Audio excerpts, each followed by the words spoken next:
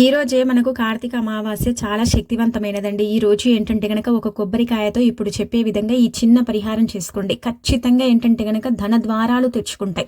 మానవ జీవితంలో ఎప్పుడైతే ధన ద్వారాలు మూసుకుపోయి ఉంటాయో అప్పుడు మనం ఎంత కష్టపడ్డా కానీ ధనం అనేది రాదనమాట. చాలా ఇబ్బంది కలుగుతుంది, బాధలు కలుగుతాయి, డబ్బు రాదు, నరకం చూస్తూ ఉంటాము.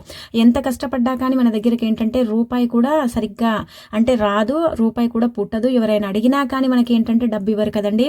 అలాంటి వాళ్ళు ఈ రోజు పరమ పవిత్రమైన రోజు, చాలా శక్తివంతమైన రోజు కదండి. ఈ రోజు ఏంటంటే గనక అతీత శక్తివంతమైన రోజు.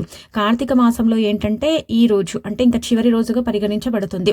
ఈ రోజుతో మనకి ఏంటంటే గనక కార్తీక మాసం ముగుస్తుంది కాబట్టి ఈ రోజు మీరు వేప చెట్టు దగ్గరికి వెళ్ళండి. అలా వెళ్ళేసి ఏంటంటే గనక చక్కగా స్నాన కార్యక్రమాలు చేసుకొని వేప చెట్టు దగ్గరికి వెళ్ళి వేప చెట్టు చుట్టూ 3 ప్రదక్షిణలు చేసి వేప చెట్టు దగ్గర ఏంటంటే గనక మీరు తీసుకెళ్లిన కొబ్బరికాయని స్వస్తిక్ గుర్తు వేసి పగలగొట్టి వేప చెట్టుని 3 సార్లు తాకి ఆ తర్వాత ఏంటంటే గనక ధన ద్వారాలు తెచ్చుకోవాలి, ధనం రావాలి, మాకు ఐశ్వర్యం కలగాలనేసి సంకల్పం చెప్పుకోండి.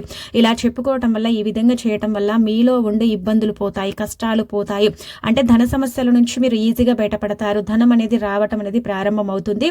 చాలా మంచి రిజల్ట్ అనేది ఉంటుందన్నమాట. ఆ రిజల్ట్ ని మీరే మీ కళ్ళతో చూస్తారని చెప్పొచ్చు. కాబట్టి వేప చెట్టు దగ్గర కొబ్బరికాయని కొట్టండి. కొబ్బరికాయ కొట్టడం వల్ల ఖచ్చితంగా అండి ధన ద్వారాలు అంటే తెచ్చుకుంటాయి. కొబ్బరికాయ కొట్టి వేప చెట్టుని తాకితే మంచిదని మనకు శాస్త్రాల్లో చెప్పబడుతుంది. కాబట్టి ఈ పనిని చెయ్యండి. ఎందుకంటే వేప చెట్టు కూడా దేవతా వృక్షంగా పరిగణిస్తారు. వేప చెట్టు కూడా అతీత శక్తివంతమైనది. కాబట్టి వేప చెట్టు దగ్గర ఈ విధంగా చేయడం వల్ల మనకేంటంటే సంపూర్ణంగా లక్ష్మీదేవి అనుగ్రహం, శివపార్వతుల అనుగ్రహం కలిగి మనసుడి తిరుగుతుందని చెప్పుకోదగ్గ విషయం అండి. ఇంకా మనము